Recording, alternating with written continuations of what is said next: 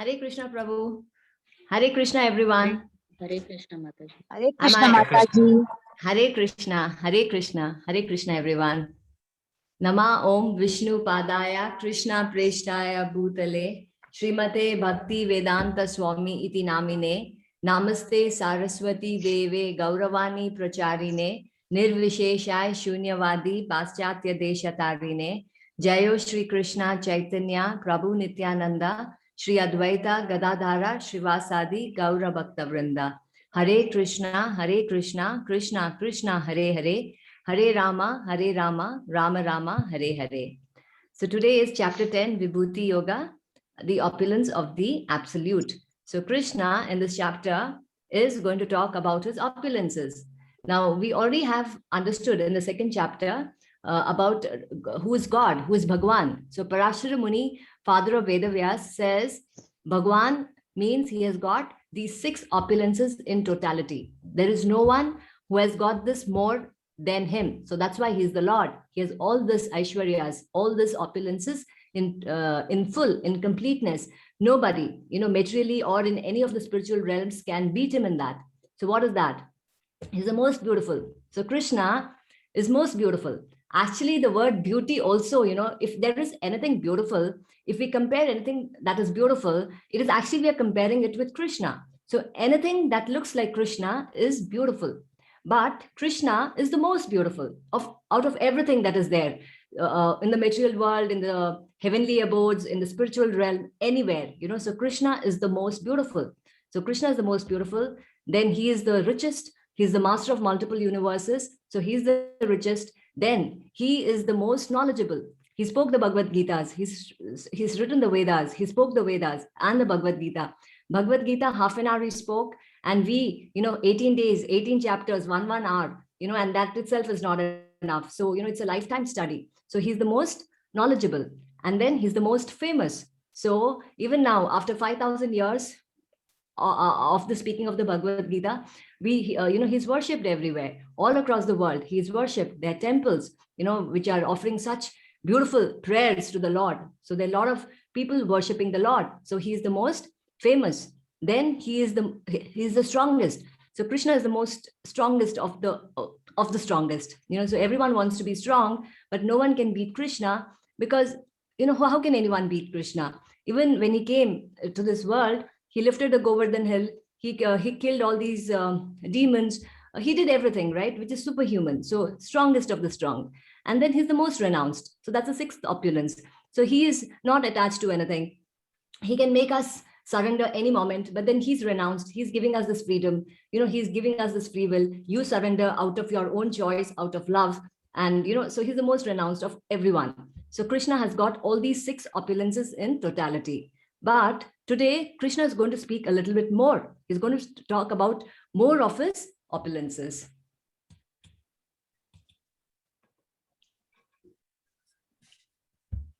The Supreme Lord said, "My dear friend, mighty armed Arjuna, listen again to my supreme word, which I shall impart to you for your benefit and which will give you great joy."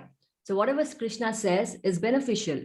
Whatever we say is actually not beneficial most of the times. But the Lord is speaking, and it is going to benefit not only Arjuna, but even us, if we listen. So Krishna is telling, I'm going to tell this to you because basically Arjuna is Krishna's friend. He's also not envious, and he's worthy of listening to Krishna's words. So I shall reveal to you, I shall listen to me again, my supreme word, which I shall impart to you for your benefit. So Krishna is going to impart this for our benefit. Krishna, by showing his opulence, it does not matter. He's the same, right? But after understanding this, it will benefit us.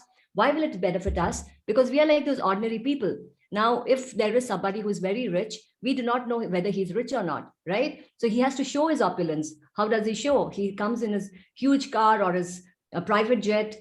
He's got this huge mansion. He's got the security. So when we see all this, we feel, oh, this man is rich. And so we want to surrender. Now, Krishna, master of multiple universes. I mean, what does he have to show? But he's just showing this for our benefit, because we have a tendency to surrender to someone who is very opulent. So this is for our benefit. So Krishna is telling this through Arjuna for us. And if you see, this is this beautiful scene. And this is the Lord, and he's sleeping, and both Duryodhana, this is Duryodhana in green, and this is Arjuna, both go to meet Krishna, and both want something from the Lord. Everyone wants something from the Lord. So both of them have gone to Krishna's palace, and Krishna is lying down. Duryodhana goes and sits near the head of the Lord. Arjuna is standing near the feet. And when Krishna opens his eyes fall first on Arjuna. And he says, Arjuna, what do you want? And here is Duryodhana. He says, no, I came early. So I have to be heard to first. So he says, okay, fine. So both of them, they tell what they want. And Duryodhana, he wants Krishna's energy. What is Krishna's energy? His army. So he wants the Narayani Sena. He wants Krishna's huge army, because what's the point of having Krishna who's not going to fight the battle? And Arjuna here wants only the Lord. So both get what they want. So it's like that, we like Krishna, we don't like Krishna. All of us, somewhere or the other, are attracted to Krishna, either directly to the Lord. The devotees want the Lord himself. They're not bothered about his opulences. But demanding people, they want Krishna's energy without the Lord. Just like Ravana. Ravana wants Mother Sita, right? He does not want Ram. He wants the energy of the Lord. So same way, Duryodhana, he wants the power, without the Lord, right? He wants Krishna's army, and the devotee wants only the Lord. And both get what they want, because Krishna fulfills the desires of everyone.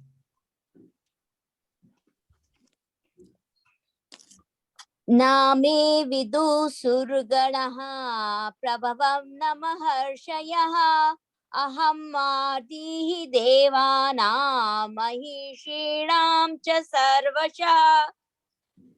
Neither the host of demigods nor the great sage know my origin, for in even respect I am the source of the demigods and the sages. 10.3 He who knows me as the unborn, as the beginless, as the supreme Lord of all the worlds, he undwelled among man is freed from all sins. So Krishna, he is repeating. Why? Because we are his students. He knows our condition. He has to keep telling this in different ways. So he's a great teacher. We have to understand this from Krishna. Krishna is telling, neither the hosts of demigods nor the great sages know my origin. Why? Because Krishna is the origin of everyone. And he's the source of everyone. So like a child does not know everything about the father, but the father knows everything about the child. Same way, we do not know anything about the Lord. We know only a little bit. Like, I may not know all the childhood pastimes of my father, not the pastimes, our fathers and all, we are like cats and dogs. So, all my father's activities, I may not know, but the father knows all the activities of the child because he has seen it, right? So he can narrate it, but the child does not know, right? Same way, how can we know about our father who is so supreme, whom we can't conceive with our material senses? So Krishna has to reveal. So Krishna is revealing. Many times we think, oh, Krishna is so proud over here. He's telling all this. This is a fact. Why is Krishna telling this? Because this is the Bhagavad Gita, and Arjuna, wants to know about the Lord. So it is for our benefit that Krishna is telling. See, the Prime Minister need not tell, I'm the Prime Minister. He's the Prime Minister. Even if I believe or don't believe, I cast my vote, I don't cast my vote, whatever. My Prime Minister is the Prime Minister.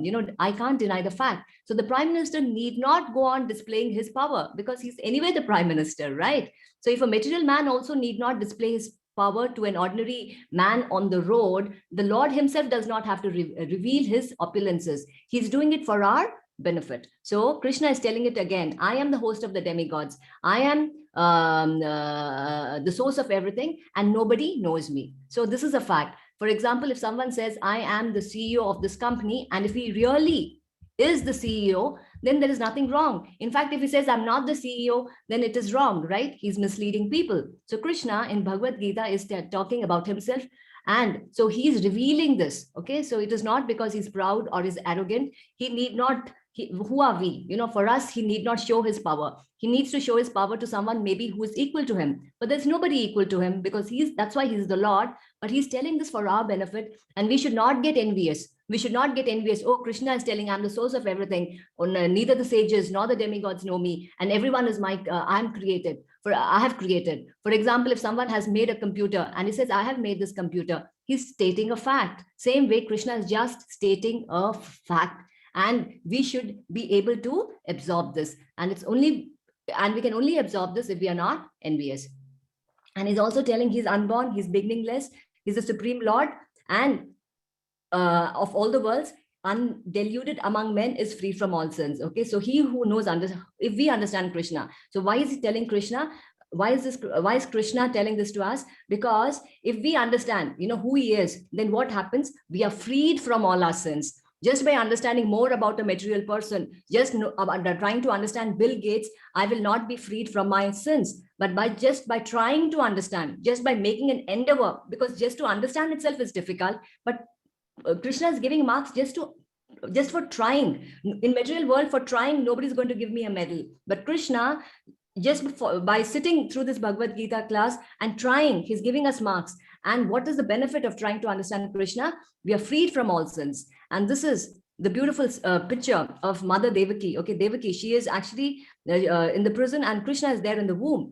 Krishna is not born like us. He's not pushed into the womb of any random mother or father. He chooses his parents. He comes to the heart of Vasudev, then to the heart of Devaki. And then when he's there in the womb, all the demigods, all the sages pay obeisances, because wherever Krishna is, it is spiritual. That place becomes holy, and they know Krishna's position. The problem is we don't understand Krishna's position. So Krishna does not have to reveal this to the demigods or anyone. They all understand their position. They're very happy the Lord is coming, and Krishna is coming just on their request. So they know their position, they pay obeisances, but for us, it's a problem. So for us, Krishna is revealing.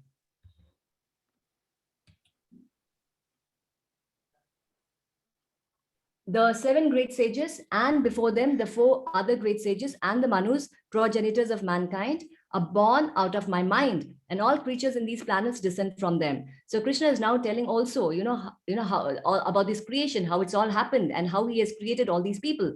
He's talking about the 7 great sages: Agastya, Atri, Bharadwaj, Gautam, Jamadagni, Vishishta, and Vashishta, and Vishwamitra. So all of them are born through his mind. And not only that, the Kumaras, they are the sons of Brahma: Sanaka, Sanatana, Sanananda, and Sanat Kumara. So everyone is created from the mind of the Lord.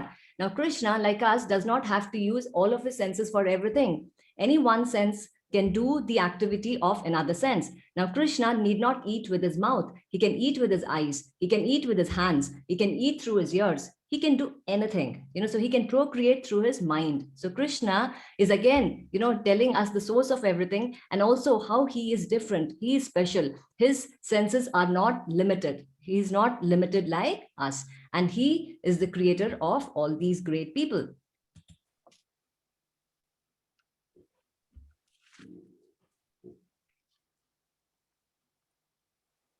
Etam vibhutim yogam cha mam yo veti tattvataha so vikampena yogena yujyate natra sanshayah. He who knows in the truth this glory and power of mine engages in an allied devotional service of this theme. So Krishna is telling that once we understand who he is, so because for us the problem is we don't know who is Krishna, so we don't want to surrender. But the moment we understand his glory and his power, what happens? We surrender and we engage in devotional service. Now these are the inhabitants of Mathura. Okay, so when Krishna and Balram, they come, they're so beautiful, they're attractive, they attract all men, women, everyone. So they know Krishna's position. They're very fortunate, these people. So they know, and what do? They all come out. This is not ordinary Krishna and Balram coming. So, if you see on the top, over here on the houses, these are women standing, and they're all fascinated.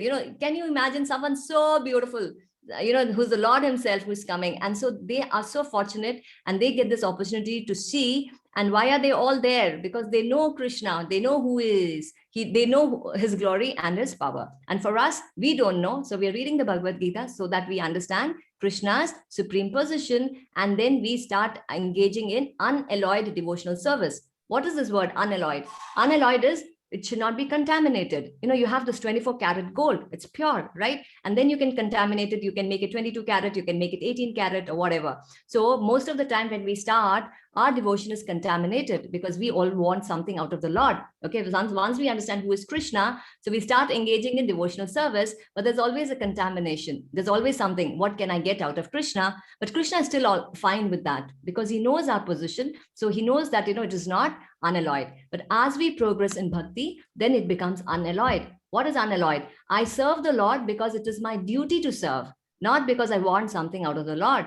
The pure devotee of the Lord is not expecting anything. You put me in hell, you put me in heaven, you put me in the most miserable position. You take away everything from me. Still, I am not disturbed. So that is unalloyed. Not only that, I don't stop my service at any point. 24 hours without any deviation, without any second thought. And my duty is just to serve the Lord. So that is unalloyed. Okay, so we need to know what is unalloyed. But then right now we are contaminated, but still it's fine. Once we understand who is Krishna, we actually are motivated to surrender. Otherwise, what happens to us is we have to surrender. We have to serve. The nature of the soul is to serve. So we may serve, we end up serving all these donkeys of the world.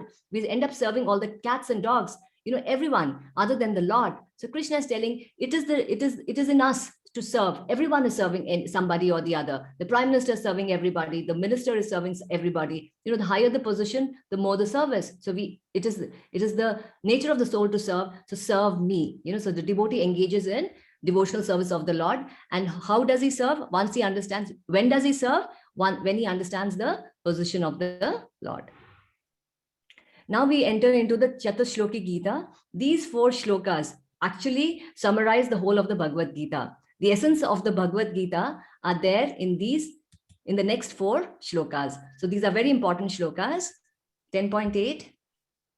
Aham sarvasya prabhabha matah sarva pravartate iti matva bhajante ma buddha bhav samanvitaha.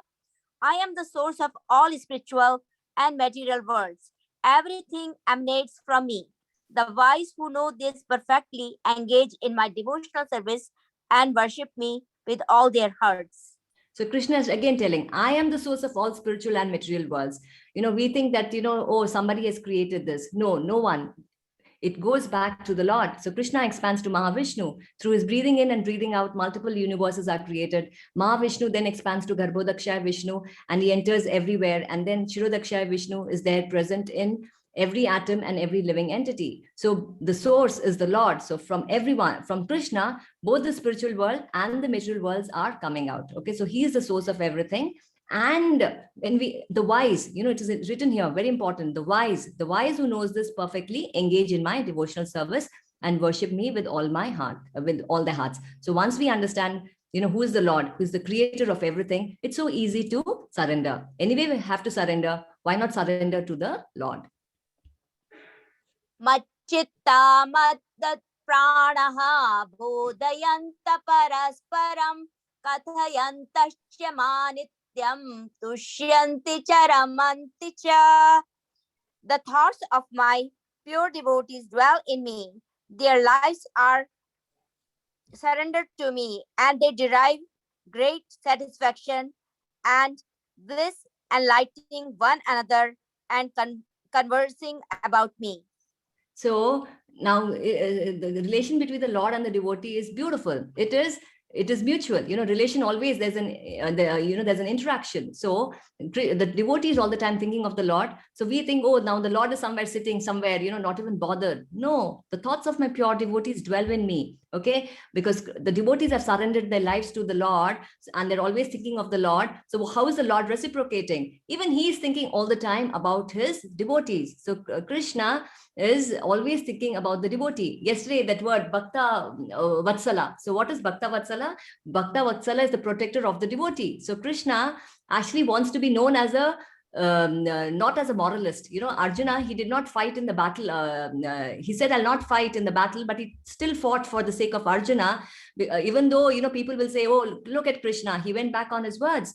But Krishna is not bothered about that. He does not want to be named as a great moralist. Oh, he was so great, he did not pick up arms, he kept up to his words. No, he is the protector. He rather be called as a Bhakta Vatsala, that is protector of the devotee. So Krishna is purchased by the devotee. Devotee is 24 hours thinking of the Lord. So the Lord is equally reciprocating. How? By thinking of his devotees. And and the devotees, what do? When they think, it's not that now they're thinking and they've devoted their lives and so they're very sad. No, they're getting a lot of happiness. They're actually the happiest. Actually, we think, these sannyasis, they're so sad, they've given up everything. Actually, if you are there with devotees, they are enjoying more than us.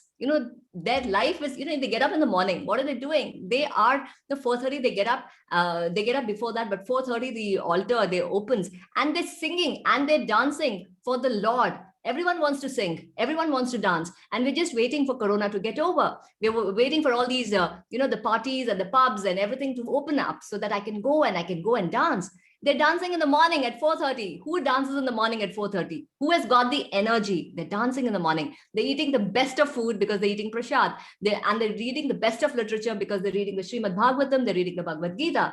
They're in the best of company. They need not go out anywhere. They are there wherever they are. They're either chanting the names of the Lord, and the chanting of the names of the Lord is nothing but Krishna's number. If I ring up somebody, the telephone comes busy, the telephone comes engaged, or maybe the telephone nobody's picking, or, oh, look at me, I should not be calling at these odd hours. So all this time constraint is there. But Krishna, I can ring him up anytime. What's his number? Hare Krishna, Krishna Krishna, Hare Hare, Hare Ram, Ram Ram, Hare Hare. So these devotees, they're actually all the time so happy, and Krishna gives them the satisfaction and bliss, and they also get so much of happiness sharing. If I have something nice, what do I want to do? I want to share it with my family, right? Now the devotees are so liberal. They are paropkaris, right? They want not only for their, they want it for everyone. So no wonder the world is their family. For them, there is no distinction. They just want to share the happiness that they get to everyone. So here is Prabhupada.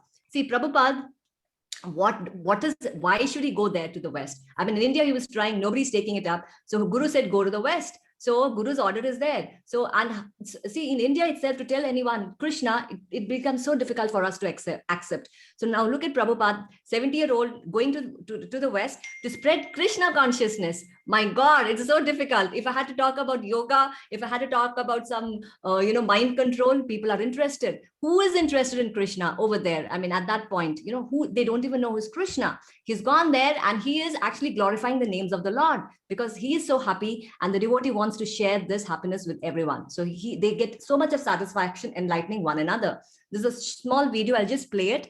So here is Prabhupada. This is the Rath Yatra. Okay. So probably he's the only Indian over there. And look at him. He has made everyone chant. So that is like, that is the power of a devotee. When you meet a devotee, they actually influence you. They convert you. Okay. Just like a drunkard makes another person drunkard. You meet a devotee, they make you a devotee. They chant and they also engage others in chanting the holy names of the Lord. Hare Krishna, Krishna Krishna, Hare Hare, Hare Rama, Rama Rama, Hare Hare, Hare Krishna, Krishna Krishna, Hare Hare, Hare Rama,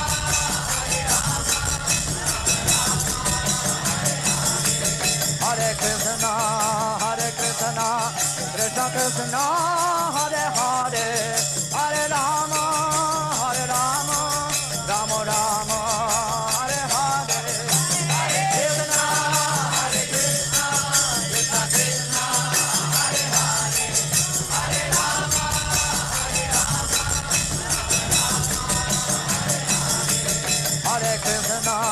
Hare Krishna, Krishna Krishna, Hare Hare, Hare Rama, Rama Rama, Hare Hare, Hare Krishna, Krishna Krishna, Hare Hare, Hare Rama,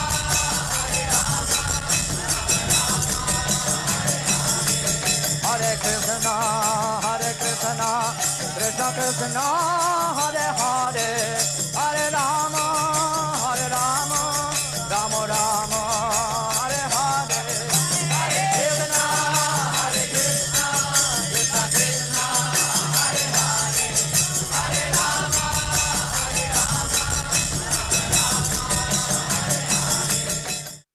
And actually, if you see, Prabhupada turns back, right? So he's actually turning to, it's a Jagannath Yatratra. So Jagannath, Balram and Subhadra.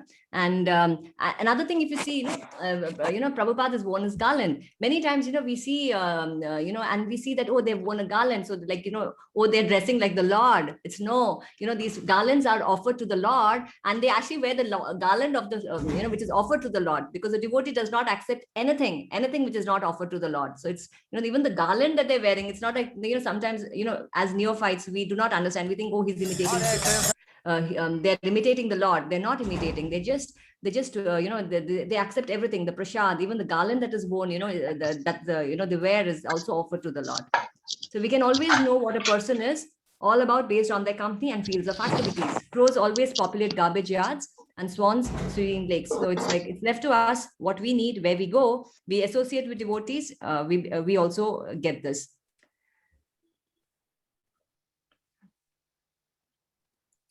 Tesham satata yuktanam bhajtam priti-purvakam dadami buddhi yogam tam yena mapu yanti te.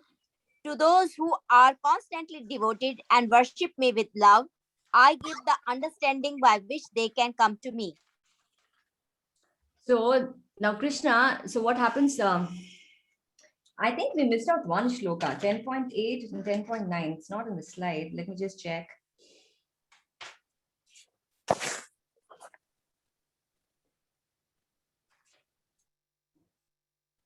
Yeah, no, it's not there. Okay, so no, we have done that. Okay, so this one is, to those who are constantly devoted and worship me with love, I give the understanding by which they can come to me. So Krishna says, now what is the benefit? Okay, we are engaging Krishna's devotional service. So what is the benefit? What happens is, Krishna gives us the understanding by which they can come to me. So it is not that I can understand Krishna. It's not that I can understand the Bhagavad Gita. To understand the Bhagavad Gita also, this understanding, because what is Bhagavad Gita? Understanding the Lord so that, and in the end, what should happen? In the end, I should surrender. So this understanding is also given by the Lord. It's not that I can do it with my own understanding, because this is not like any other book. Other books, yes, I can understand by my own endeavor. But understanding Krishna, we need Krishna's special mercy. We need Krishna's mercy. So I give, see this word, I give the understanding is extremely important. So Krishna gives this understanding. So once we become devotees, Krishna also reciprocates and he gives us this understanding. So this is Dhruv. Dhruv Maharaj is meditating on the Lord. So look at his intense meditation. So after a point, he just stops his breath. When he's and he's so immersed in concentrating that it suffocates everyone. So the whole universe is actually shaken. Everyone, all the demigods, everyone, they're choked. They can't breathe because of his intense tapasya. So this understanding, how to reach to Krishna, is also given by the Lord. He equally reciprocates.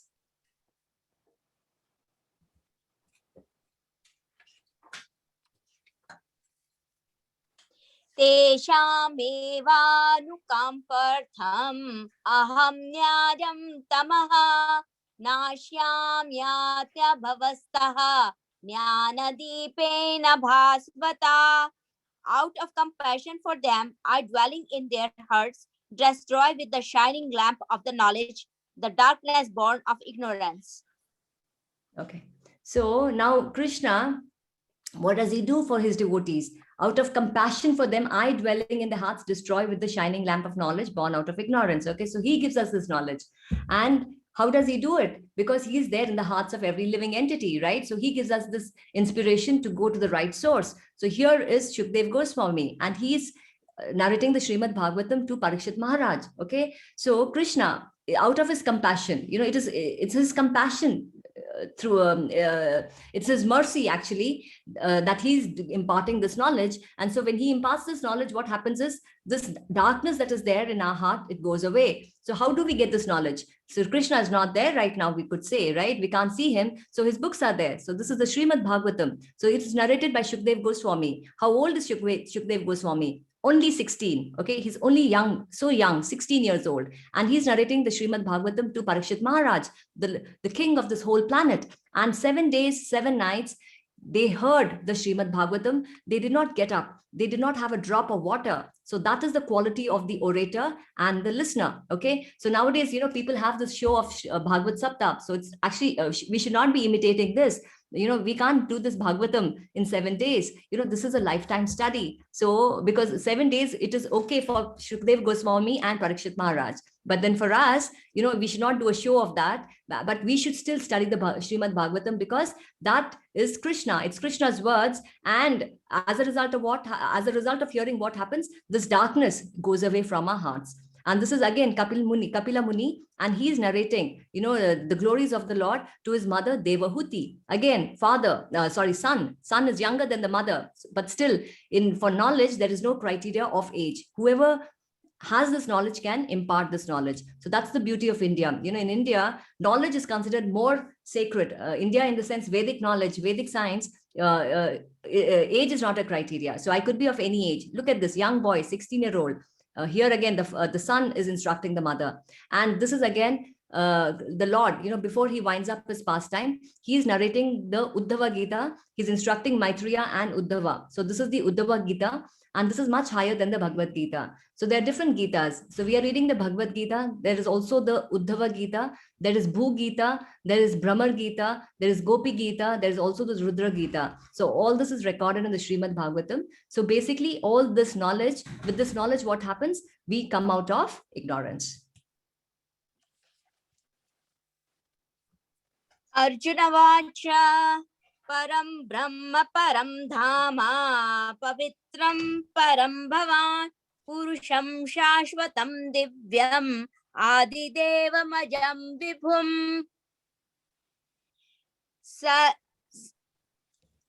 Sarvametadinam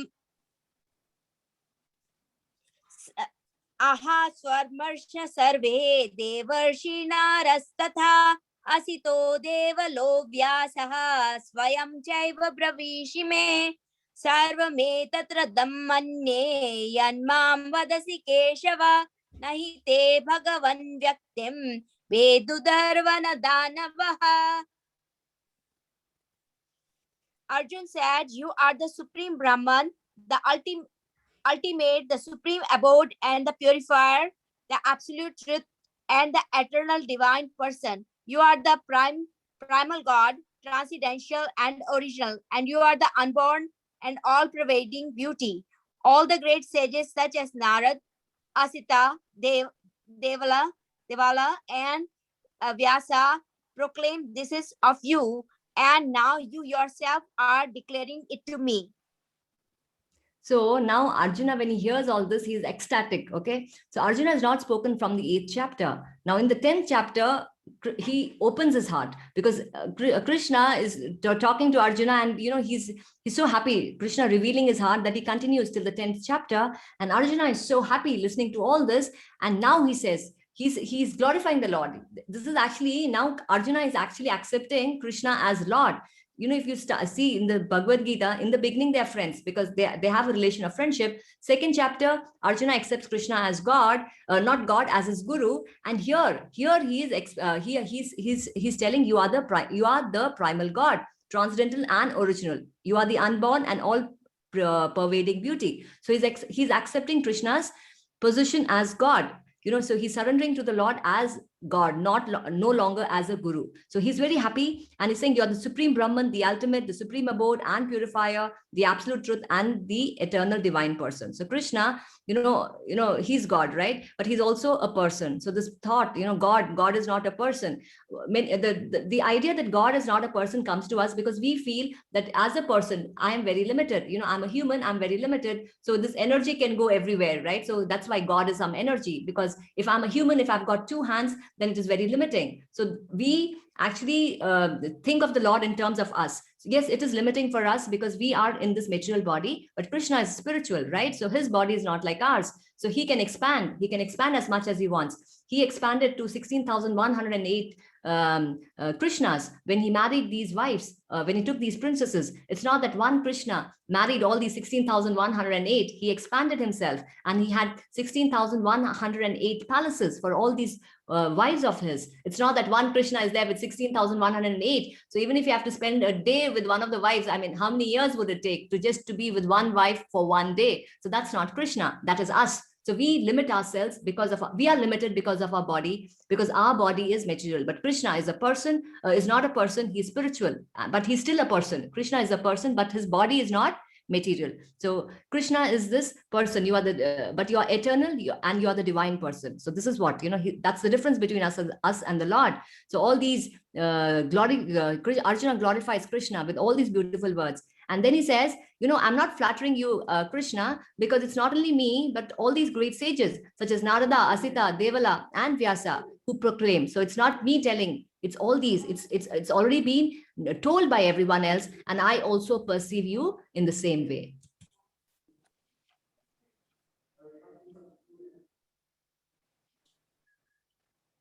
सर्वमेतदृतं मन्ये यन्मां वदसि केशव नहि ते भगवन् व्यक्तिं विदुदैर्व न दानवः. O Krishna, I totally accept as truth all that you have told me. Neither the gods nor the demons, O Lord, neither the personality. Indeed, you know yourself by your own potencies, O origin of all, Lord of all beings, God of gods, O supreme person, Lord of the universe. So now Arjuna's mood has to be emulated by us. Why? Because Arjuna is the first student of the Bhagavad Gita. And what is he telling? He says, I accept as truth all that you have told me. Very important for all of us, because bits and pieces of the Bhagavad Gita, it looks nice. You know, yeah, this is good. I'm the soul, but this is not good. I don't accept that part. I accept this part. So either we accept everything or we reject everything. We should not be, you know, this, I take this portion of the Bhagavad Gita, but I don't accept that. If we need to be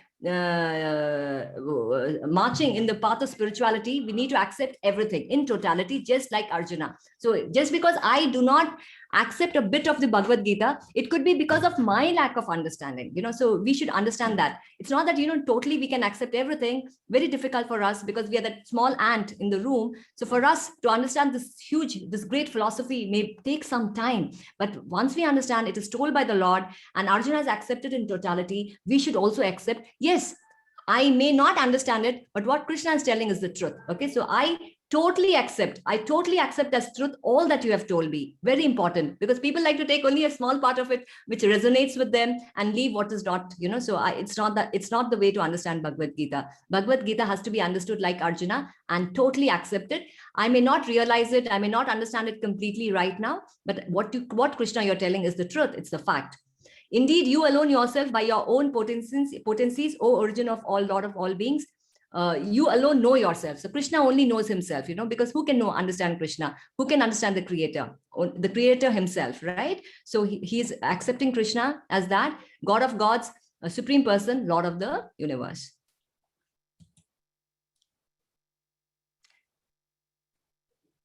How should I meditate on you? In what various forms are you to be contemplated, O blessed Lord? Tell me again in detail, O Janardana, Krishna, of your mighty potencies and glories, for I never tire of hearing your ambrosial words. Now now Arjuna is requesting Krishna, okay, now I know you're the Lord. So that question is also there, no? How should I serve you? How should I meditate on the Lord? So Arjuna is asking this for us.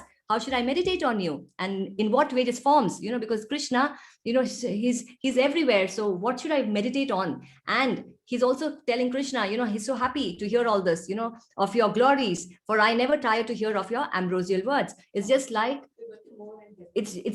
you know, a friend, you know, when a dear friend of yours hears that, oh, you are such a powerful person, you have got this promotion, he's very, very happy. Like the father, you know, he's very happy when he hears about the child doing very well in life. So, you know, it's like that. But a neighbor or a relative may not be very happy. When there is envy in our heart, we don't like it. Arjuna is non-envious and he says, oh, Krishna, I want to hear more. You know, it's like, Yedil mange more. I want to hear more. So go on, Krishna. I never tire of hearing your ambrosial words. So whom do you remember when you see this? Okay, so this is a very famous painting. All right, so this is when you see this, you think of Michelangelo, right? And when you see this, it is Da Vinci. And when you see this painting, this is Van Gogh, right? So when you see these paintings done by these famous painters, immediately the painter comes to our mind, right? So when you think of E is equal to mc square, again, you think of Einstein, right? And then when you think of zero, who comes to our mind? Aryabhatta. So what are these? So this is not, zero is not Aryabhatta. E is equal to mc square is not Einstein, right? So this is not Van Gogh, right? This is just a painting of Van Gogh. So same way, when we see all this, we just think of the original, of the artist. So we think of the person. So when we think of the opulences of the Lord, what comes to our mind? Krishna. Okay, so Krishna. So all this is not Krishna, but it is coming from Krishna. The Blessed Lord said, yes, I will tell you of my splendorous manifestation, but only of those which are prominent, O Arjuna, for my opulence is limitless. So Krishna, what can Krishna talk about himself? There's so much to say. So, okay, only the prominent. And again, it's not me, it's just a part of me. So these are my opulences. So this will be shared to you, but we can just go, you can have a look at it. Krishna keeps telling, I'm the sun. So, the light of the sun, that is the Lord. Okay, so he's among the demigods, he's Indra. Among the senses, he's the mind, because the mind is controlling all the other 5 senses. Among the vibrations, he's Om. And immovable things, he's the Himalayas. Amongst the trees, the holy fig. Okay, so these are some of the opulences of the Lord. So these will be shared. So you can, again, the ocean, the ocean, he says, Krishna says, among the water bodies, I am the ocean. Over here, bodies of water, ocean, because of all the sources of water, the ocean is the most magnificent, so huge, so much of water from all the rivers come, but again, it does not cross its borders, right? So the ocean is always there in its own place, in spite of having everything. And then this is also very interesting. Among the men, he is monarch. In ancient times, the king, was used to rule on behalf of the Lord. It is not that the king is ruling independently. The king is not ruling for his own sense gratification. It was a huge responsibility. These kings were called Rajarishis. Actually, Prabhupada says, this democracy is actually called demon gone crazy. Because there is no accountability. Somebody is there for ruling for 4 years or 5 years. And then always if there's a problem, they can say, blame it on somebody else. And again, there is no accountability because someone else comes over, then he also will blame, oh, that was not done by me, it was done by the previous person. So monarchy is much more better because you're ruling as per the instructions of the Lord. And another thing is you're ruling for a considerable period of time, and the king is accountable. The king is accountable for the change of seasons also. If there's an untimely rain, that means the king is not ruling properly. If there's a drought, that means something wrong with the king. And the king also ruled in such a way that everyone actually could go back to the kingdom of God. For the king, it is not his family who is his family. His whole subjects become his family. And if they do any sinful activity, a portion of that goes to the king. So the king had to be so responsible. For us to raise this 1 or 2 kids and to make them Krishna conscious is so difficult. So just imagine this huge, enormous responsibility that the king had. The king had to make his whole subjects Krishna conscious. So he had to abide by the laws of the Shastras. And so, he had to check everything and see that everyone was leading a very pure life, because if they committed any sin, he's responsible for that. The leader is responsible. If there's an untimely death, the leader is not ruling well. So monarch, so king says, so that's why Krishna says, amongst men, I'm the monarch. And dispensers of law, Yama, because, Yama, poor Yama, Yamraj, he has to do so much of, he's so busy now with people like us. So he's very, very busy, and he has to actually do this on behalf of the Lord. Okay, and among the beasts, he's lion. All right, and among the subduers, he's time, because time subdues everybody. I could be very great, I could be very powerful, I'd be very strong, but with time, I lose everything. Great kingdoms, great things, everything go down, crumble down with time. So it's the greatest subduers. And amongst the flowing rivers, it's the Ganges.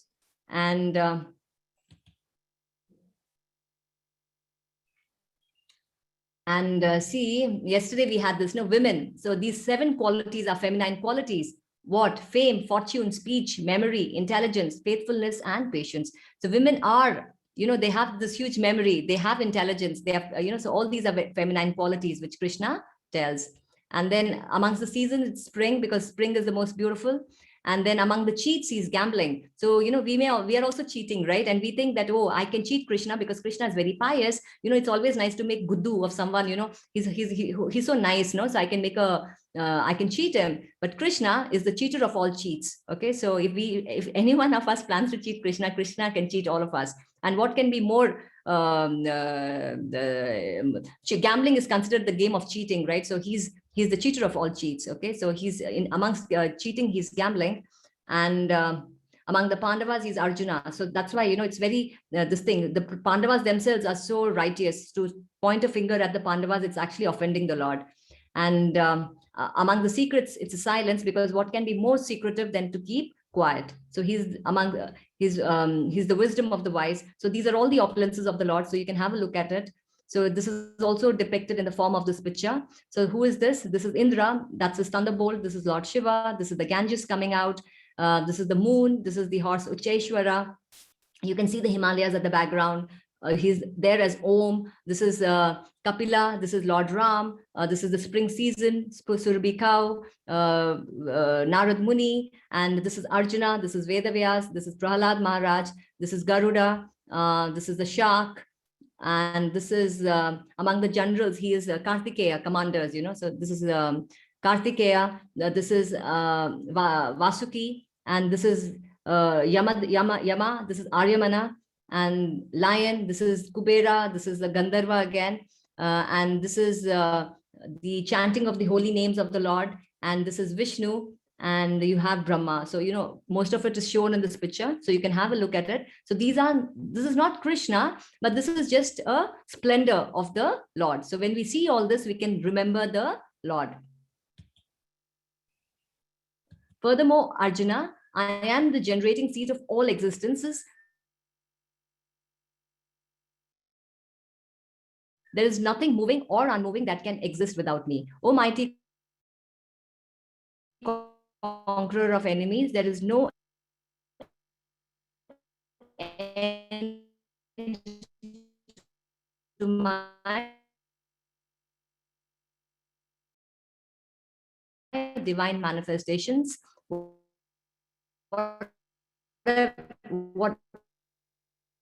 What I have spoken to you is but a mere indication of my infinite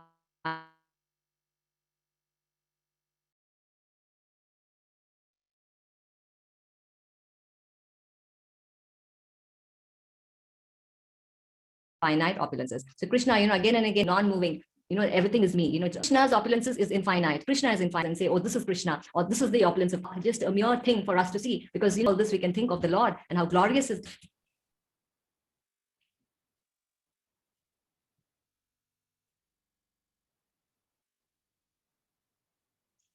Okay, so Mataji has been disconnected because her connection has dropped. She's rejoined us. I'll request her to repeat the last few lines. I have rejoined. Hare Krishna, Mataji. Can you please repeat from 10.39? Yeah, just because we had some dropping of signals from that verse. Yeah. So Krishna says, furthermore, O Arjuna, I am the generating seed of all existence. There is no being moving or unmoving that can exist without me. So Krishna keeps telling this, I am the seed, I'm the original seed. I'm the seed giving father. So everything is coming because of Krishna. All right. And nothing can exist without the Lord. So even this whole universe, this whole creation, material creation. So all the energies, these are all energies of the Lord. And we ourselves, none of us can exist without the Lord. So, O mighty conqueror of enemies, there is no end to my divine manifestation. What I have spoken to you is but a mere indication of my infinite opulences. So Krishna is infinite. Krishna, we cannot measure with all our senses. We cannot say, oh, Krishna is this. Krishna is beyond, way beyond, by all our material calculations. So we cannot compartmentalize the Lord. We can't say, Krishna, you are this, and this is your opulence. No, he's expanding. This is only one universe that we know about. There are multiple universes. There are multiple Brahmas. In fact, once Brahma, he becomes a little proud, and he goes to meet Krishna. And then what does Krishna knows his heart, right? Because Krishna is there in the heart of Brahma also. And when he's waiting to meet Krishna, Krishna says, he sees so many Brahmas coming, because our Brahma, he's got 4 heads. He thought he's the only Brahma. And then there's so many Brahmas coming. And because Krishna asks, through his doorkeeper, which Brahma has come? So Brahma thinks, oh, are there more Brahmas than me? So if Brahma also gets bewildered, about the opulence of of the Lord, because we think there is only this one universe, there are millions and multiple universes. So Krishna, we cannot confine him, and we can't say, oh, this is Krishna's opulence. This is just a small, this is for that ant to understand this is his opulence. Okay. So for Brahma, he will show more opulences because he has got a better brain than ours. So, for our capacity, Krishna says, okay, we should be happy with just understanding this opulence of the Lord, because we can only digest this. Even to digest this is very difficult for us. So Krishna, we cannot say, oh, Krishna is this and Krishna is that. Krishna is so much, much, much beyond. So Krishna, through his mercy, is revealing this to us for our benefit, so that once we understand, oh, I think this person is so great, but look at Krishna, he's so much greater. So why not surrender to the ultimate Lord? So like, rather than surrendering here and there and there and there, let me surrender to one place. Let me surrender and offer my obeisances to that one person who is like the root. When I water the root, it goes everywhere. So Krishna, is telling all this for our benefit, and he's just telling, this is just a spark. This is just a spark of a minute speck of his opulences. And this is the beautiful scene, last shloka, and very beautiful picture. Mataji, the screen is not shared because of the weak bandwidth. Did would you like to share the screen? Yeah, wait, Prabhu, wait.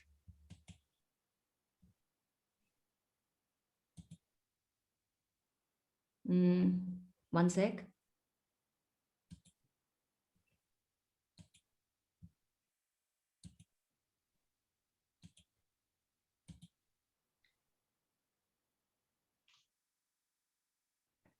Is it visible? Yes, Mataji, now it is.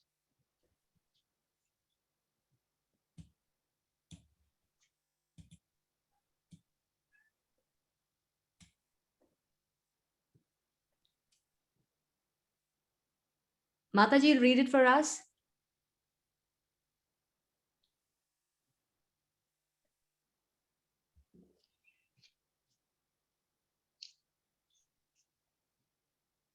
Okay, I'll go ahead. Know that all beautiful glories and mighty.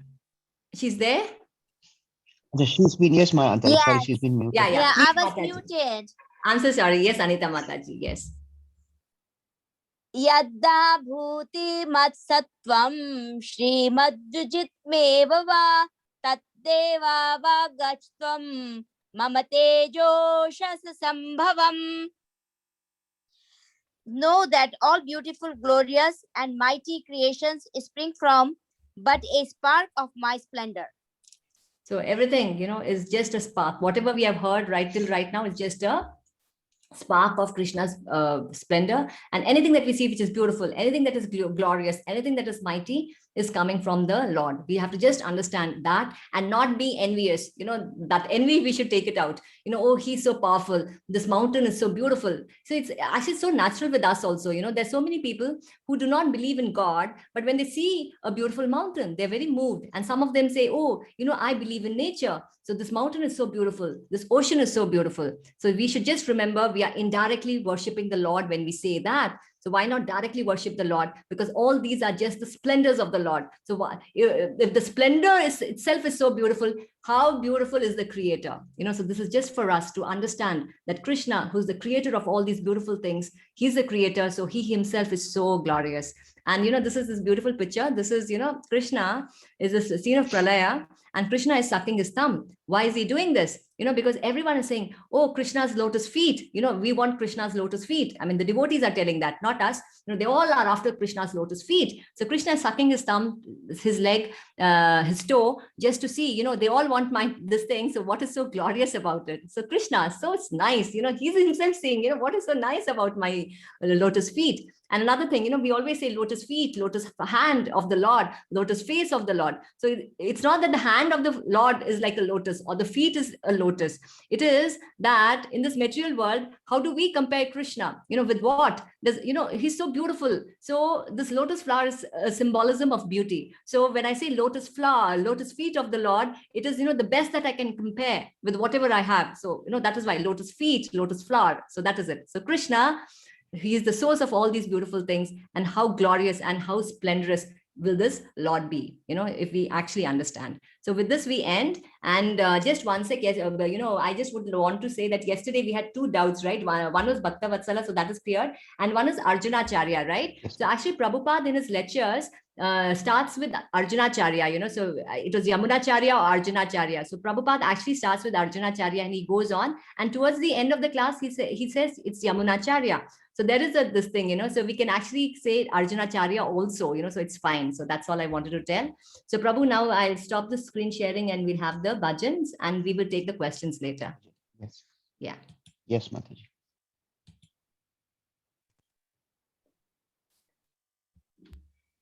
Swati Mataji has raised her hand. I'll just share the screen and then unmute her.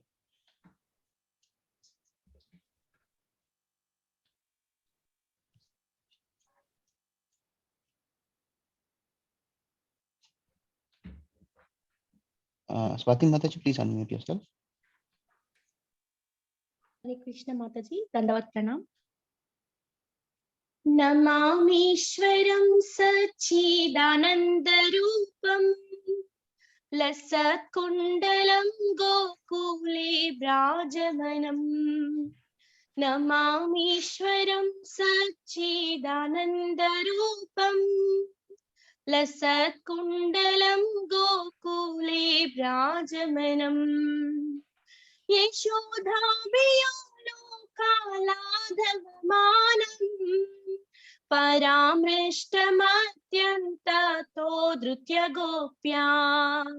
Yashodhabiyokaladhavamanam paramrishtamatyantato drutya gopya. Rudantam muhurnetra yugmam rajantam Karambhojayugmena satankanetram. Rudantam muhurnetra yugmam rajantam Karambhojayugmena satankanetram. Muhushvasakam patre rekhanka kantha Stithagraiva damodaram bhaktibhaddam. Muhushvasakam patre rekhanka kantha Stithagraiva damodaram bhaktibhaddam. Iti druksvalilabhirananda kunde Swagosham nimajjantamakhyapayantam. Idi druknasvalilabhirananda kunde Swagosham nimajjantamakhyapayantam. Tadiyeshitagneshu bhaktaijitatvam Punah prematastam shatavritti vande. Tadiyeshitagneshu bhaktaijitatvam Punah prematastam shatavritti vande. Varam deva moksham na mokshavadim va Na chanyam vruneham vare shadapiham. Varam deva moksham na mokshavadim va Na chanyam vruneham vare shadapiham. Idantiva purnadha gopala balam Sada me manasya virastam kimanyai. Idanteva purnada gopala balam Sada me manasya virastam kimanyai. Idante mukhamboja matyanta nilai Vrutam kuntalai snigdha raktaicha gopyam. Idante mukhamboja matyanta nilai Vrutam kuntalai snigdha raktaicha gopyam. मुहुचुम्बितं बिम्बारक्ताधरं मे मनस्या विरास्तमालं लक्षलाभै मुहुचुम्बितं बिम्बारक्ताधरं मे मनस्या विरास्तमालं लक्षलाभै नमो देवदामोदरानन्त विष्णो प्रसीदा प्रभो दुःखजालाब्धिमग्नम् नमो देवदेव दामोदरानन्त विष्णु प्रसीदा प्रभो दुःखजालाब्धिमग्नम् कृपा दृष्टिवृष्टातिथीनं भतानु गृहाणि क्षमामग्ना मेध्यक्षिदृश्याम् कृपा दृष्टिवृष्टातिथीनं भतानु गृहाणि क्षमामग्ना मेध्यक्षिदृश्याम् कुबेरात्मजौ बद्धमूर्तैव यद्वत् त्वयो मोचितौ भक्तिभजौ कृतौ च कुबेरात्मजौ बद्धमूर्तैव यद्वत् त्वयो मोचितौ भक्तिभजौ कृतौ च तथा प्रेम भक्तिं स्वकं मे प्रयच्छ न मोक्षे ग्रहो मेऽस्ति दामोदरेह तथा प्रेम भक्तिं स्वकं मे प्रयच्छ न मोक्षे ग्रहो मेऽस्ति दामोदरेह नमस्ते स्तुदाम्ने स्फुरदीप्तिदाम्ने स्वदीयोदराय धाविश्वस्य धाम्ने नमस्ते स्तुदाम्ने स्फुरदीप्तिदाम्ने त्वदीयोदराय धाविश्वस्य धाम्ने नमो राधिकायै त्वदीया प्रियायै नमो नन्तलीलाय देवाय तुभ्यं नमो राधिकायै त्वदीया प्रियायै नमो नन्तलीलाय देवाय तुभ्यं नमो राधिकायै त्वदीया प्रियायै नमो नन्तलीलाय देवाय तुभ्यं नमो राधिकायै त्वदीया प्रियायै नमो नन्तलीलाय देवाय तुभ्यं नमामीश्वरं सच्चिदानन्दरूपं लसत्कुण्डलं गोकुले व्राजमानं नमामीश्वरं सच्चिदानन्दरूपं लसत्कुण्डलं गोकुले व्राजमानं Hare Krishna thank you so much माताजी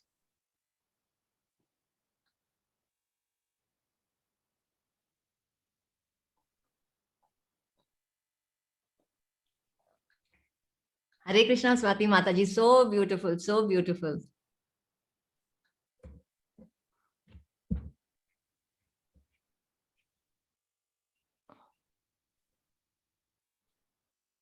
So we take the questions. Yes, Mataji. Yeah.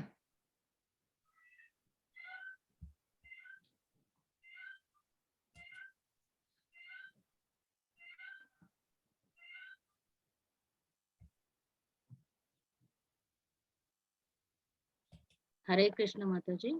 Hare Krishna. Mataji, this question is from Sai Sumukh Prabhuji.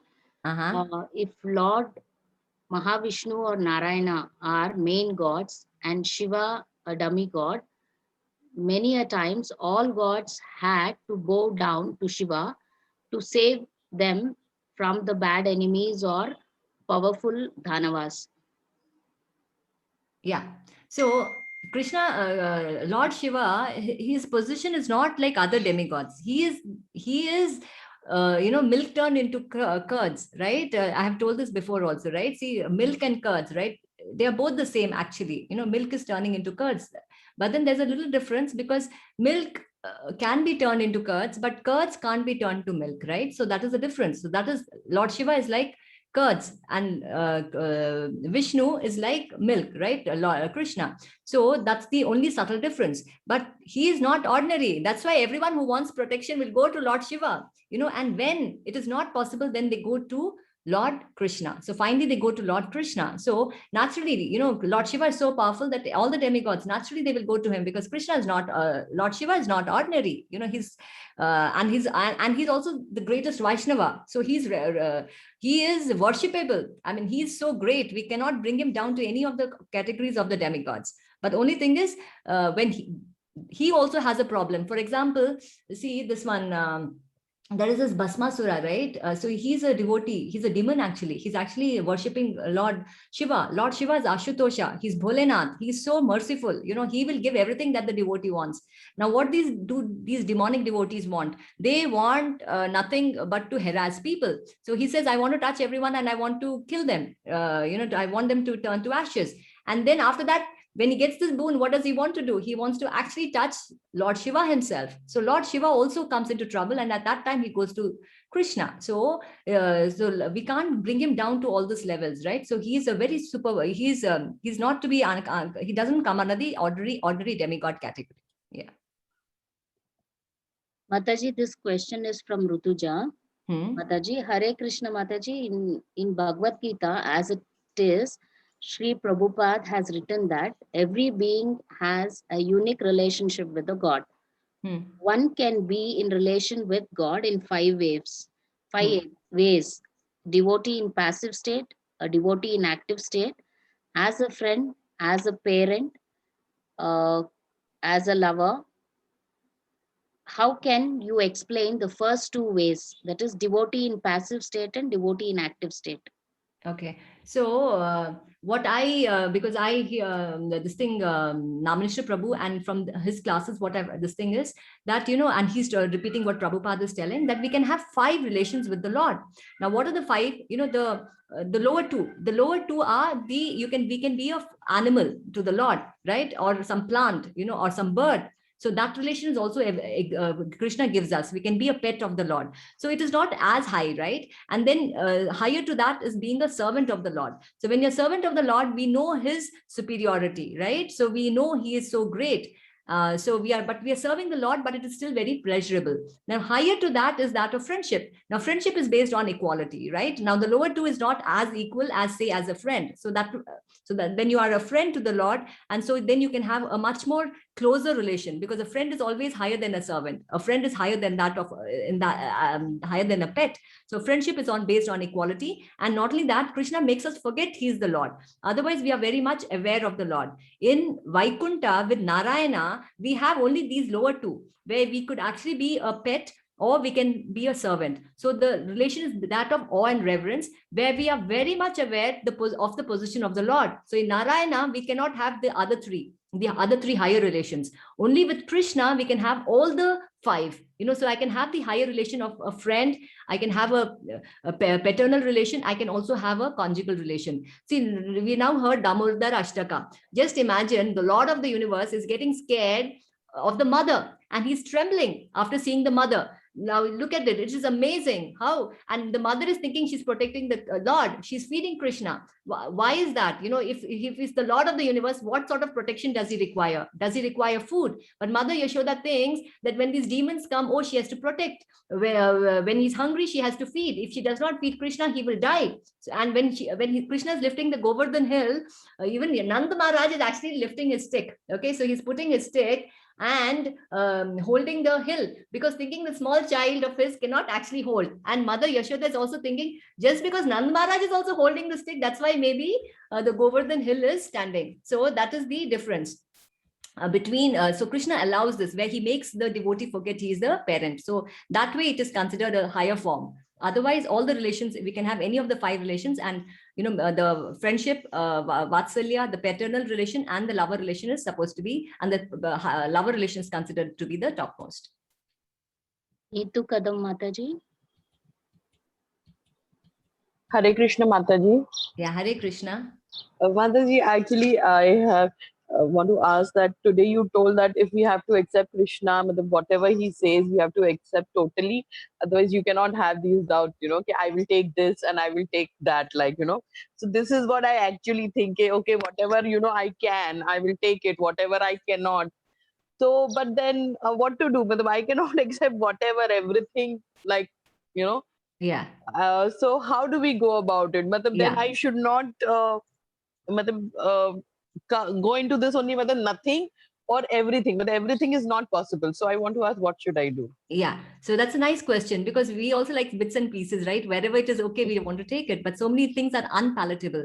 So, but one thing we should understand, it is coming from the name, from the mouth of the Lord. So it is spoken by Krishna. So if I may not understand it because of my present condition. I can't understand, Krishna, what you're telling. But if I accept Krishna, you're my father and you're God and you're telling the truth. At least that much I should understand. So Krishna, right now, I'm not in a position to understand. It's just like a child. The child is very happy when the parents are very nice. When the child gets a beating, it thinks, oh, the parents are not good. But they don't understand the beatings are also for the child's good, right? And when we grow older, when we become mature, we say, oh yeah, my father did right, my mother did right for me. So same way, we are like those children, we don't know. We are this very small thing. So we don't understand. But at least we should accept. If we can't accept Krishna's teaching, it's fine. But then at least we should accept that Krishna is God and what he's telling me is for my benefit. I may not be able to understand. See, this is so confusing for me to accept that, they're demigods and Krishna is God. Till now, I was worshiping someone else. And now Krishna is telling he's the Lord. So it is a little difficult for me to accept. But then I dig into the Shastra. So I stay here. I read the advanced Bhagavad Gita class.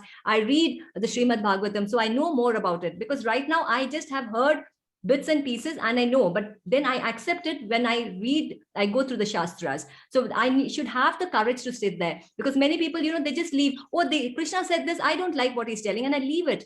But even what he's telling may sound like poison to us right now, but when we understand and go deeper and deeper and follow what he's telling, then he reveals himself to us. So we should have the patience. It's like, just like the mother, if she wants a child, she can't have it just right away, right? She has to wait for 9 months, right? So same way, spiritual practice is because spirituality is made so cheap.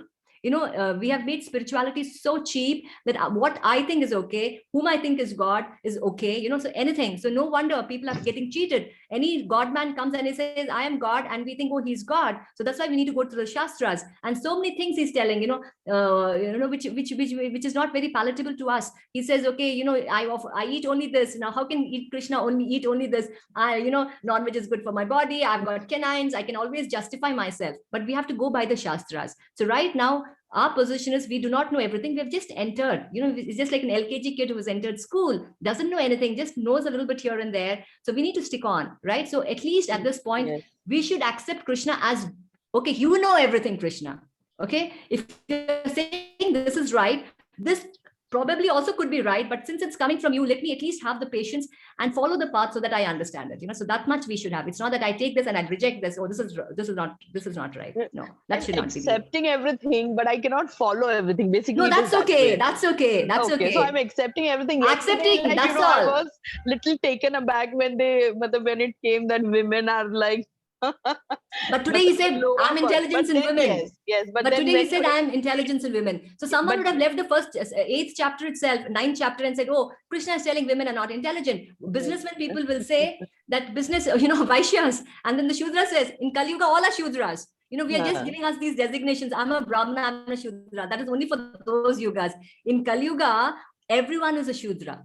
So if you read the scriptures, it is, oh, everyone is a Shudra. For a Shudra, it is very satisfying, because I'm coming from a Chandala, this thing. So at least I'm a Shudra, because Chandalas are actually lower than the Shudras. They're not even spoken about as Chandalas, Mlechas, I'm actually the Chandala Mlecha. So, at least Krishna is putting me in the Shudra platform. But for a so-called birth Brahmana, this could be so offensive. Oh, what? Sure, everyone is a Shudra in Kali Yuga. But that's the fact. No, I understood what you later on said about why that lower birth is considered. I understood and I accepted that also. also. Yeah, because like, if we have a the little way you intelligence. explain is really very good. I mean, and I'm so happy that I'm attending your classes every day. Yeah. So So thank you, thank you so Mataji. much for Thank attending, you. because these are, Krishna speaking. So actually it's so easy to tell what Krishna, we are just repeating what Krishna is telling. So he's the supreme authority. Look at his words. It's so much of wisdom.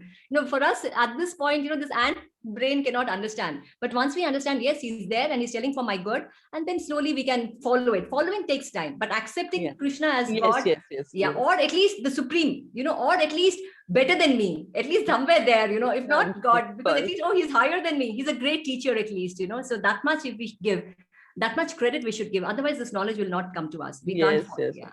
Yeah. Thank you, Mataji. Thank you, Mataji. Yes.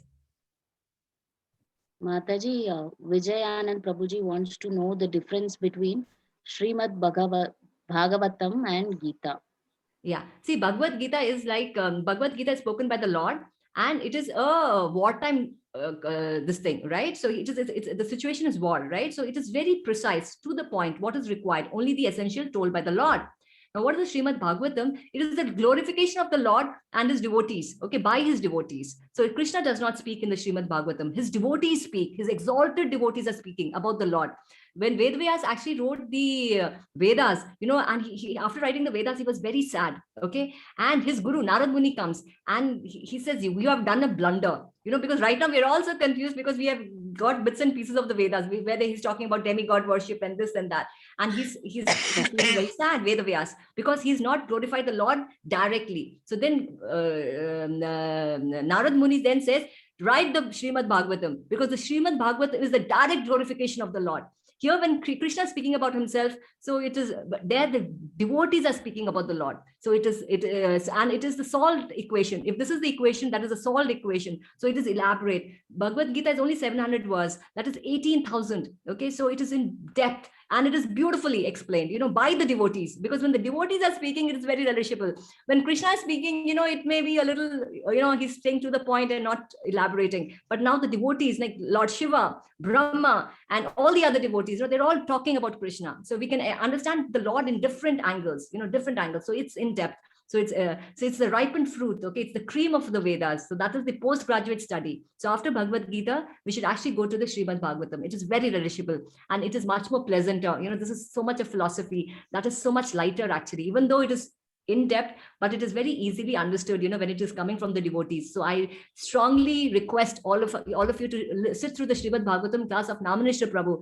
Amazing. And, wherever you sit, whichever class you sit in the 10th canto, you sit in the 11th canto, you can still understand. I don't know how many cantos are there. There's so many books. I have this whole set of Srimad Bhagavatam. To be very honest, I have not even opened it, because I know, when I listen to Namanishra Prabhu, I can understand it. But if on my own, I can't. But it is very easy. Anyone can. My mother has read it so many times, and she keeps telling me this. But my books, I have not yet, only a few I've opened, not everything. Because to hear from the mouth of a devotee, it is so nice and so relishable. So after this, you should actually attend the Srimad Bhagavatam classes. The advanced Bhagavad Gita and the Srimad Bhagavatam can be done simultaneously. Mataji, this question is from Tripti Ranjan. Param Prabhu Prabhupada is spreading Krishna consciousness. He knows the truth to worship Krishna as the Supreme Lord. But he also worships Jagannath and making the cart festival world famous. I am a Jagannath follower from childhood. I am a bit confused here. Should I spread Krishna Bhakti or both? Please guide me. Yeah, Jagannath is none other than Krishna. So Krishna and Jagannath are the same. Who is Krishna? I mean, who is Jagannath? Jagannath is nothing but Krishna. It's Krishna, Balram, and Subhadra. Okay, so different moods. So Krishna has different moods. So it's and Prabhupada actually introduced Jagannath worship in the West, because Krishna, there's a lot of rules and regulations. Jagannath is merciful, because these are foreigners and they don't know anything, right? So they don't know the deity worship. So Jagannath is not looking at all these things. Krishna, when he comes, he's like a guest, okay, in your house. So all rules and regulations, proper. Like when a guest comes to your house, what do? Everything is swept and everything is clean and everything's prim and proper, ship and, perfect, right? So Krishna worship is like that, because Krishna is the Lord, right? In the mood of Jagannath, he is more merciful. Okay, so that's why for those Westerners, because see, just imagine, they don't know who is the Lord. They don't know who is Krishna. So what about deity worship? It's so difficult, right? But deity worship is very important in progressing. And Jagannath is none other than Krishna. He's Krishna in the mood of Jagannath, all right? And that's why Jagannath was worshipped and established all over the West, because even if there are some offenses, Jagannath is more merciful. He does not take offense. So that is why. Yeah. Mataji, Nikita Tyagi Mataji wants to know how to manage Krishna Seva with the job. Yeah. So we can do the service of the Lord in 4 ways. We can, first is giving our time. Okay. So right now you're giving your 1 hour, 1.5 hours. So giving time, right? So the more we give time to the direct, or when we're chanting, so we're giving time to the Lord. So we can give our time, we can give our intelligence, okay? And we can give our words, and we can give our money. Now our admins over here, they're giving their time, they're giving their intelligence, they're giving their words, so much seva they're doing. So we can do all these 3, but sometimes maybe it's not possible for us to directly do that. So the least that we can do is we can give our money. So we can serve the Lord through our money also, because we are doing our jobs, right? Our jobs also, we get some money, right? And through that money, I can use it to worship the Lord. I can use it to glorify the Lord. I can use it to serve the Lord by offering him bhog, by offering him prasad, by doing some worship in my house. Or if nothing, if I'm not able to do, at least I can give a little bit to the temple based on my capacity. But I also can give my time by chanting the names of the Lord. So that is very nice. When we chant ourselves, we are giving time, we're giving our words to the Lord. So we are actually serving the Lord directly. So direct or indirect, whichever way, through these 4 ways, we can serve the Lord. So whatever you're working, you're definitely earning some money. With that, a portion of it, you can serve it to the Lord. And think that through your work, you're actually serving the Lord, and try to give the best quality of service that you're doing to everyone. You could be a doctor or an engineer or whatever, or a business person. So you be the best in your field, because Krishna's devotee is not will not do halfway. If you're a teacher, you'll be the best teacher that you possibly can. So because through your work also you can serve, and naturally the money that you get, that can be used directly to serve the Lord. Yeah. Mataji, this question is from Nikunj Prabhuji. How can we say Shiva is Vaishnava? He's always chanting the names of Krishna. He's always telling Ram, his mother Parvati says, everyone is worshipping you, but whom are you worshipping? And he says, I'm worshiping, he's chanting the names of the Lord, Ram, all the time. So who is he worshipping? He's worshipping the Lord. Yeah. That's why he's the greatest Vaishnava. For all the Vaishnavas, I mean, we bow down to him because he's a role model. Look at Lord Shiva, so exalted, and he's not stopping worshipping. He's worshipping. Whom is he worshipping? He's worshipping Krishna. In fact, you know what? When Lord Shiva is, see, he's very easy to please. To please Krishna, a little difficult, right? So everyone goes to Krishna, especially demons go to Krishna, and demons go to Lord Shiva, and Lord Shiva actually never opens his eyes. Okay, so all these demons come, give me this, give me that. So he knows, they've all come to take something, take. But if any devotee of the Lord comes and he says, give me Krishna, actually that is the time when Lord Shiva opens his eyes. Who is this?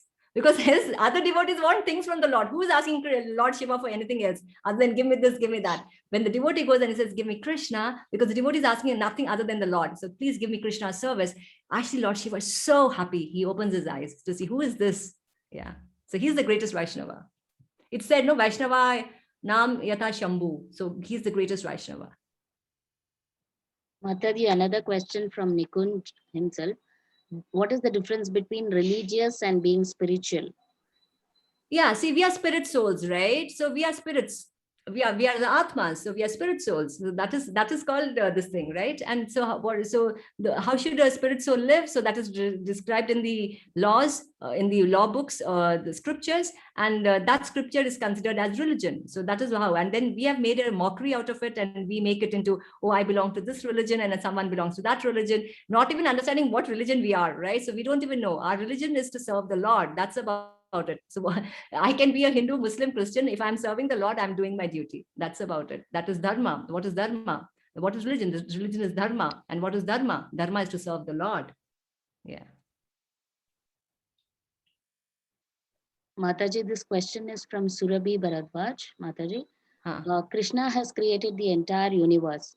So why all the Shakti Pitas, Jyotirlingas, Dhamas, and holy rivers are required? Yeah, I think this was answered last time, right? So because basically India is a Tapobhumi, right? And India, we are now thinking it's like only this much, right? It is spread across. Actually, if you go to Afghanistan also, which was there at that time, there are a lot of holy sites. but now, it could be removed off, right? So it is all destroyed. And even in Pakistan, and then it was, if you go to Thailand and all, I think they have these temples and all that, so it is spread across the world.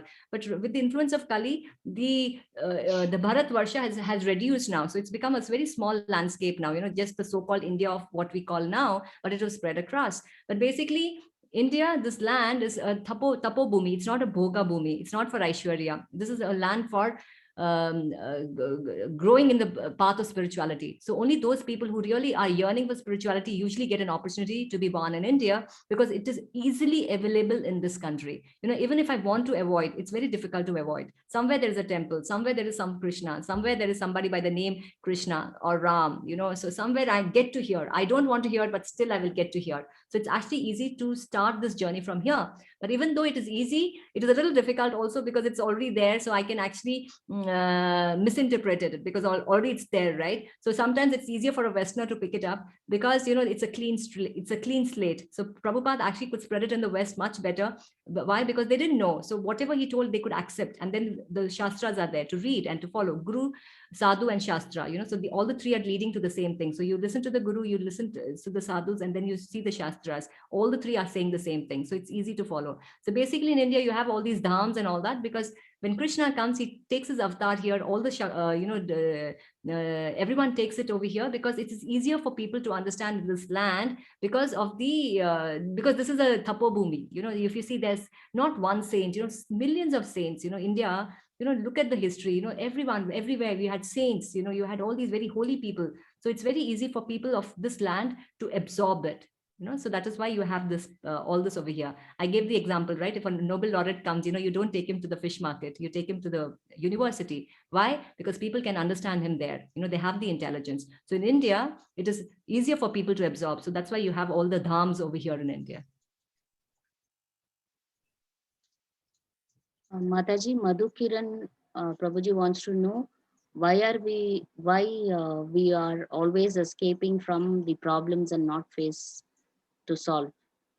No, we're trying to solve it in our own way, but we don't know how to solve. So it's not solving, we just do the temporary patchwork. So to understand how to solve, we have to understand there is a problem. So right now we are not even knowing there's a problem. We think everything is nice and hunky-dory. We don't know like, oh, this is problematic. So when we see the Shastras, we understand, and then we make a plan to get out. So otherwise we make only this patchwork, right? Or tap is leaking, so I just put some tape around it. But I don't know how to, permanently solve the problem. So when we go to the Shastras, then we go for the permanent solution.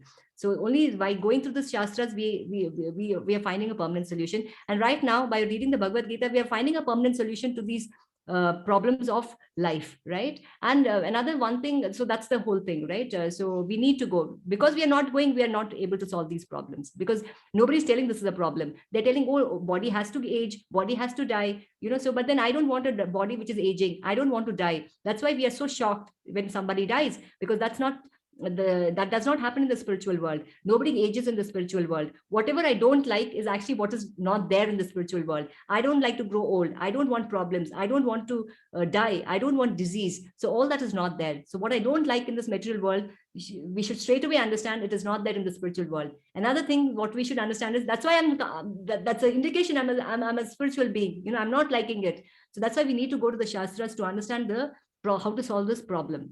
We are not going, so we are not able to do. So we are just doing this temporary. If we go here, we will be able to answer and solve the permanent and solve it forever. Mataji, it is 7:27, and the chat box questions as of now is complete, Mataji. Yeah. So if there There is are no no raised digital questions, hand raised. Yeah.